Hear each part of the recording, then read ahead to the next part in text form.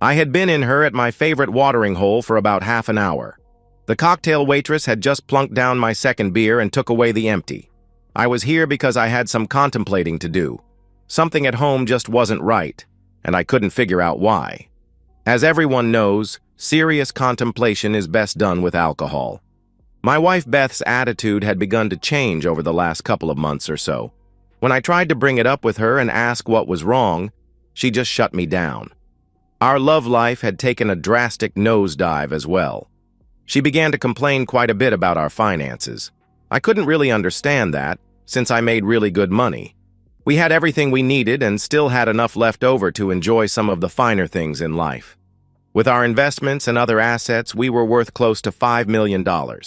Things were going well, but she acted like we were just struggling along. Funny how that country club membership that I got her 6 months ago didn't seem to matter. Yeah, I know what you're thinking. I was thinking about it too. The most logical explanation is that she's having an affair and thinking of trading up. There were a couple of problems with that. First, we didn't have a prenup. That would mean me getting destroyed in a divorce. Second, I had no proof of her infidelity.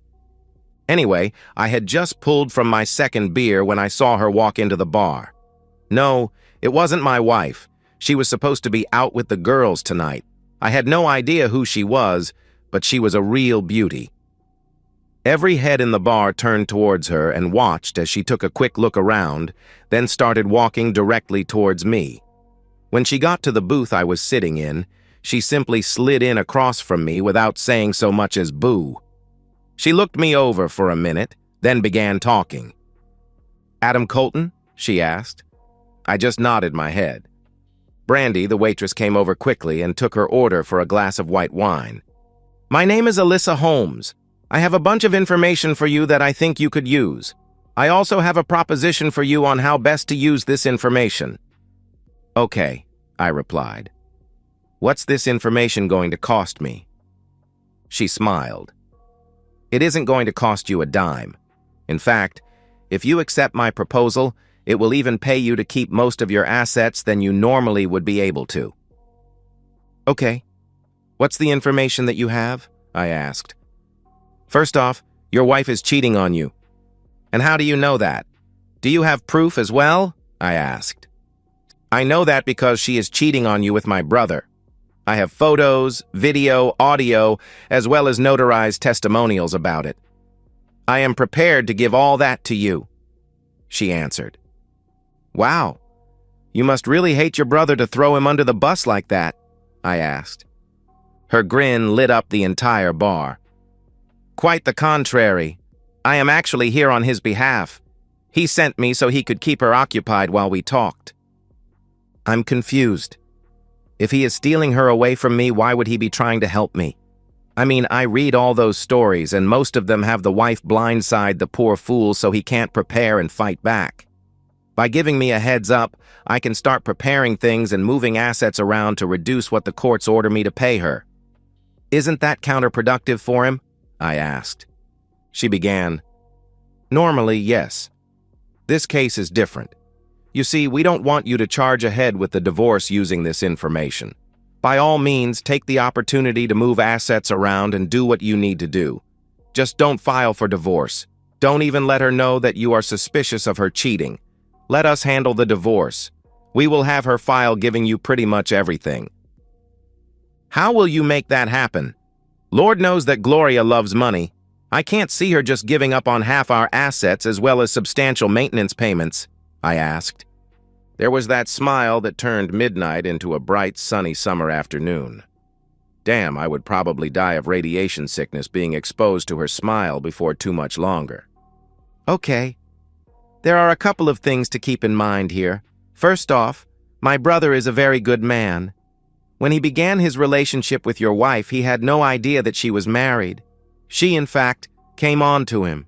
It was only 2 weeks ago that the background check came back, and we discovered that she is married to you.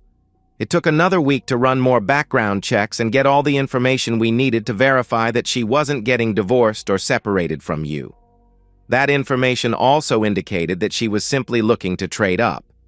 You are fairly wealthy, but we are a lot wealthier. A lot wealthier. Our data shows that you are worth about $5 million. That includes the 1968 GTO that you are about to buy for about $10,000 less than what it is actually worth. She saw the astonished look on my face. Yes, we have extremely detailed information. When you get into our league, you need to be careful about who you are dealing with. We also found that you are a very decent and honest man. That's why we decided to go this route. All right. You seem to have me at a disadvantage because you have all that information on me, but I know nothing about you. I answered. Yes, I understand. I gave you my name. My brother's name is Brad Holmes. A quick internet search should give you enough background information on us to answer any questions. Also, feel free to hire a private investigator firm to do a background check on us. You can even send us the bill for it if you want to. She replied. Okay, I will need to check things out before I commit to anything, though. So, what is this plan you have? I asked. One other thing you need to know. Brad was married once before. She was a gold-digging woman. He caught her cheating on him. Thankfully, they had a prenup with really harsh penalties for infidelity. She basically walked away with the clothes on her back and what she could carry in 2 suitcases. Because of that, Brad despises cheaters and gold diggers. He's normally a really nice guy, but he can be ruthless when he finds someone trying to take advantage of him. So, he will lead her on for the next couple of months. He will eventually persuade her to file for divorce from you so she can marry him. One of the conditions, though, is that she asks for absolutely nothing from you. He will persuade her that she won't need any of your assets because he is worth over $500 million. In about 2 months, he will propose to her. She will have to come clean to him about the fact that she is still married. From the emails she has sent to one of her friends, she is going to tell him that you two have been separated for a long time, but never actually got divorced. She's going to make you out to be the bad guy and claim that you had been cheating on her all throughout the marriage. When you threaten to fight the divorce, he will convince her to give you everything so that the divorce goes through quickly and they can get married. You get everything, she gets nothing. As soon as the final divorce decree comes through, Brad will confront her about the lies she told him. He will tell her that he can't trust a woman who cheated on her husband. He will dump her and leave her with nothing. Sounds like I really have nothing to lose and everything to gain here. Even if everything you are telling me is nonsense, I can still protect myself by hiding assets and preparing to divorce the cheating woman. I still want the information that you have, and I would like to meet your brother as well. Since he apparently didn't know she was married, I have no beef with him. So you don't need to worry about a physical reaction from me. If he is as good of a guy as you say he is, and if what you told me is true, maybe we can even be friends. There was that radiant smile again. You are a good man, Adam Colton. I think you and Brad will get along just fine. With that, she finished her wine, got up, and walked out the door. I would like to thank the Academy for this great honor. Yeah, that didn't happen. Still, the next 2 months should have gotten me the Oscar. I put in just enough effort to have love with Gloria so that she wouldn't be suspicious. Of course, I was always knocked back on it. I didn't mind. I did meet Alyssa and Brad for an extended lunch a couple of weeks later. I also managed to meet with Alyssa for dinner a few times when Gloria was somewhere else with Brad as well. Gloria and I devolved into more platonic roommates than a married couple. Alyssa, I hate to do this, but I think that we should back off for a while. I told her at dinner a little over a month after she came into the bar to find me. Really? But we're getting along so well, she replied. Yeah, that's just it. We are getting along a bit too well right now. I'm not like Gloria. I'm a one-woman man. I don't cheat on the woman that I am with. Granted, Gloria and I don't have much of a relationship anymore, but she is still my wife. I just can't get into another relationship until our divorce is final. The issue here is that I am developing real feelings for you. I can't compromise my morals by starting a relationship with another woman while I still have ties to another woman. Also, I care so much for you that I don't want to sully what we might have by sinking to her level and getting into another relationship before my current marriage is completely over. Alyssa sighed heavily. I understand. You are a good man, Adam. I admire your ethics and sense of right and wrong. That's one of the things that I admire most about you, and probably the main reason that I find myself falling in love with you. Forget Gloria. She's too stupid to figure things out anyway. Fine. We will back off for a bit, but I'll be damned if I will wait any longer than I need to. Let's finish dinner. Then you take me dancing. As soon as you drop me off at home, I'll call Brad and have him pull the trigger.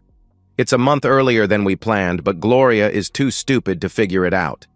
Seriously? What kind of an imbecilic cheating woman is she to throw away an awesome husband like you? Alyssa is an enthusiastic dancer. Even though it was obvious that we were together, several men came over to our table while we were taking a break to ask her to dance. That turned out to be entertaining. Are you some type of a moron that your mama never taught any manners to? Or are you just a jerk that has delusions of mediocrity? First off, I would never even entertain the idea of dancing with a man like you who doesn't even have the courtesy of asking the man that I am so obviously with if he would allow me to dance with you. You came waltzing over here like you think you are God's gift to humanity, while you are really just an arrogant jerk who probably couldn't find a woman's weakness with a map, GPS, and a Boy Scout guide. I'll bet you don't even know how to use that tiny stick that you are hiding underneath those rolled-up socks in your pants. After that would-be Lothario slunk away, there were actually a couple of brave souls that did come over and politely asked if I would allow them to dance with her. I replied that she could dance with them if she wished. Alyssa always demurred, explaining that she was saving all her dances just for me. Alyssa stole my soul when I walked her to her door that night. She turned around, put her hands on my cheeks, and gave me a soul-stealing kiss.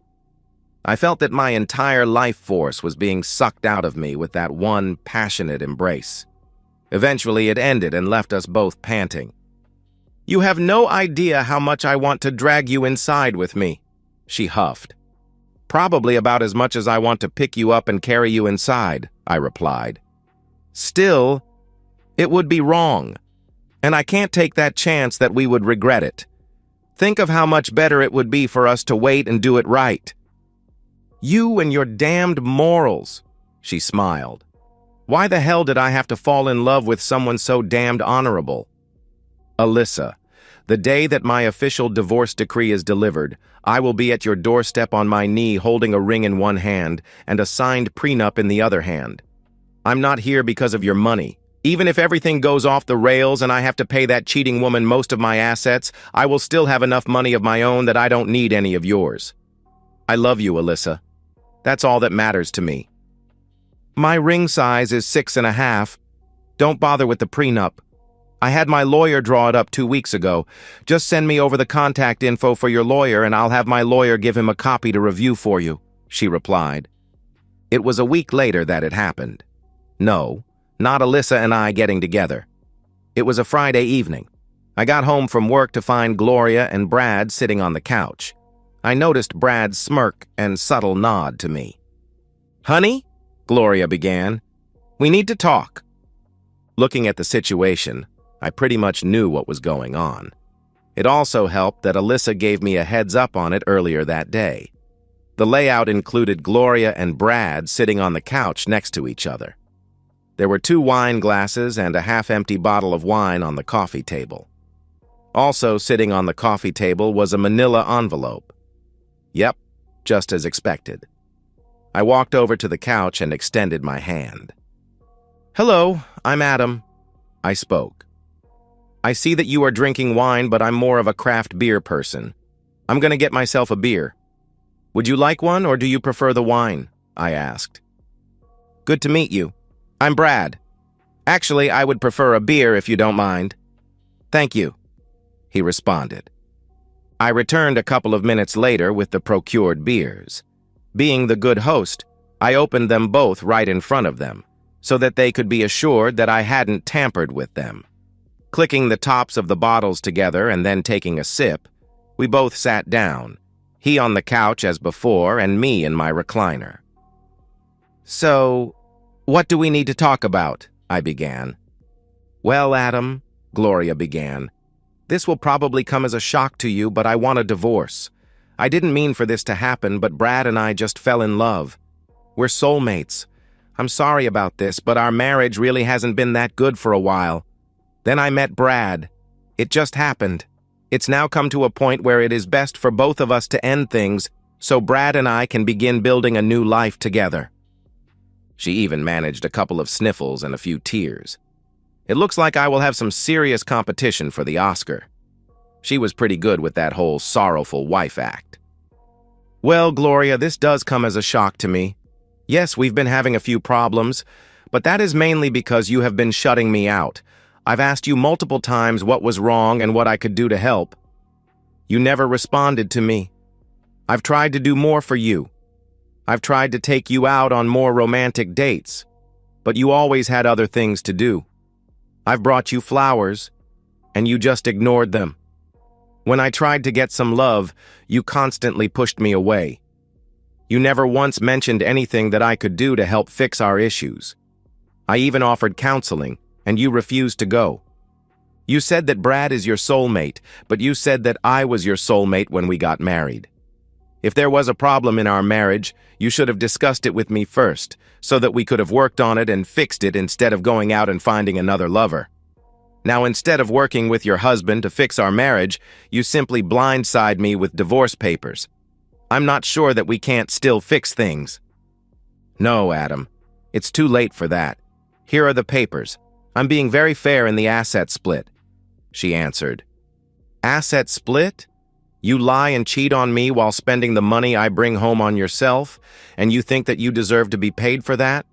I'm out busting my back to give you a great life, and in return for that, you cheat on me and throw me away?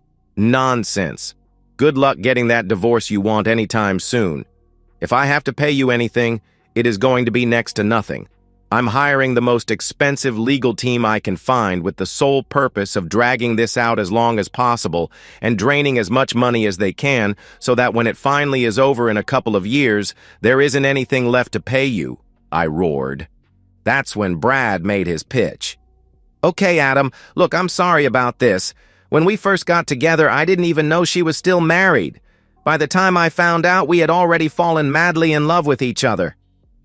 It's clear that while you still love Gloria, she no longer loves you. I understand your position here. The bottom line is that Gloria no longer wants to be married to you. No matter how hard you fight it, as you said, the divorce will eventually go through. By fighting it, all you will do is give the lawyers most of your assets. Sure, that will reduce what you will need to pay her, but it will also cause you to lose almost everything yourself. There is no need for that. Since we plan to get married as soon as the divorce is final, there will be no need for you to pay any spousal maintenance. Also, I am a very rich man, so Gloria really won't need to take any of your assets. In fact, anything that she would get from the divorce would only be a drop in the bucket compared to the wealth that she would be getting when she married me. How about this? You keep the house free and clear. You keep your retirement, all savings and investments, and half of what is in the checking account. She walks away with half of the money in the checking account, all her clothes, personal possessions, and her car. Honestly, she really won't need anything else after we get married." Fine. I grudgingly agreed. Except that she returns her wedding and engagement rings as well as all the jewelry that I inherited from my family. I also want the expensive jewelry that we keep in the safety deposit box. I bought that under the assumption that we would eventually pass it down to our kids and grandkids as heirlooms. Brad turned to Gloria. "Remember that we discussed this. We are hurting him enough by what we have already done. It's better to get it over with quickly so we can get married and begin our new life sooner." "You're right, Brad. I won't need any of his money after we get married anyway. Let's get the new papers drawn up and filed." With that, we toasted our agreement, and they left. Now, I know that some of you out there will think that I'm a heartless bastard who only left a couple of dollars in the joint checking account. You would be wrong. Doing that might make her suspicious. We normally try to keep about $10,000 in the account. I left that alone. She had several designer dresses, expensive shoes, and other accessories. Most men don't realize it, but they give away a big chunk of change when they ignore their wives' closets in a divorce. On the retail market, Gloria had close to $60,000 worth of clothes. There is a pretty good market for high-quality used women's clothes in the online market. Sure, you can't get the full retail price, but you can get at least 50% to 75% of it. Her car was a 1-year-old Lexus that we had paid cash for. That still had a lot of value in it. Her retirement really wasn't much. It probably totaled a couple of $1,000s, and she wouldn't be able to touch that for a couple more decades. It was a week later that my lawyer and I met them in her lawyer's office. He stressed that he was strongly advising his client against the proposed division of assets. It was basically 90% to me and 10% to Gloria. It doesn't matter. Once the divorce is final, Brad and I will be married. That will eliminate the alimony, and I won't need any of the other assets anyway, Gloria said. I just want this over as quickly as possible so I can move on with my life. We signed all the papers, and he had his paralegal notarize everything. Now it was just a 60-day waiting game until the final decree was given. In the meantime, Alyssa and I got to know each other a lot better. Most of our free time was spent together. No, we didn't have intimacy. God knows we both wanted to, and we came close more than a few times, but we decided to wait until the final divorce decree arrived. Brad and Gloria also continued their relationship. She even moved in with him full-time. Brad, Alyssa, and I made and refined our plans for the finale. The 60-day waiting period had passed. I had received the final notice in the mail the day before. The monster 455CL engine was rumbling as I idled up to the valet parking in front of the mansion. I pushed in the clutch, shifted the Borg-Warner 4-speed into neutral, and applied the parking brake. Stepping out, I smoothed the lapels on my new tuxedo. I really needed to make a great impression. After all, I was now free of a cheating wife and about to enter the next phase of my life. I did a quick pat on my jacket to verify that what I needed was still safely tucked away in the inside pocket. With that done, I turned towards the early 20s guy that hurried up beside me to the jealous looks from his co-workers. She has a really stiff clutch. Be smooth and gentle with her, I advised as he respectfully climbed into my car. I had spent the last month finishing her. Now that I no longer had a wife blowing all my money on stupid stuff, I could afford to spend some cash on things I really wanted. I just got her back from the paint shop 2 days ago. I had an ear-to-ear smile as I strode up the steps and into the mansion. This was about to be an epic night. Just before walking through the open door, I caught a glimpse of the next arrival. This would take the night from simply epic to completely legendary. I simply couldn't contain my laughter. So, you are a bit confused. That isn't surprising. I was attending a divorce party. It was being held to celebrate the final divorce decree between Gloria and me. I had an official invitation to attend. No, I wasn't crashing Gloria's party. This was all part of the plan. The party was at Dave's mansion. While it was far from a surprise party, there would be several surprises throughout the evening. It was a very high-class affair, intending to introduce a new member into Dave and Alyssa's social circle. Gloria had been looking forward to this for the last 2 months, ever since the planning for it had begun. I had no sooner walked through the door when Alyssa had accosted me. Her left arm slipped through the crook in my right arm, and we were off. You couldn't have removed the smile from my face with nuclear weapons. She began leading me around the room and introducing me to the movers and shakers of society. We were halfway around the large ballroom when it happened. "What the hell is he doing here?" I heard a very familiar voice shriek. Alyssa and I were suddenly face to face with Gloria and Dave. Needless to say, Gloria was less than pleased to see me on her special night. Not only was I the ex-husband that she had just jettisoned, but it would be very awkward when her new man proposed to her in front of me so soon after our divorce.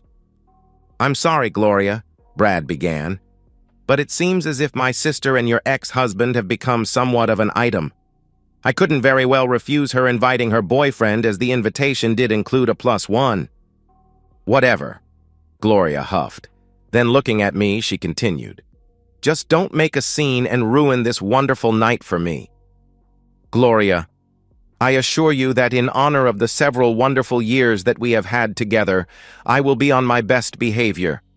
I understand how much this night means to you, and I will do my utmost to ensure that you will be able to look back on this night as the night that you began the rest of your life. I loved you exclusively for years, Gloria. I will do my utmost to make sure that tonight catapults you directly into the new life that you deserve."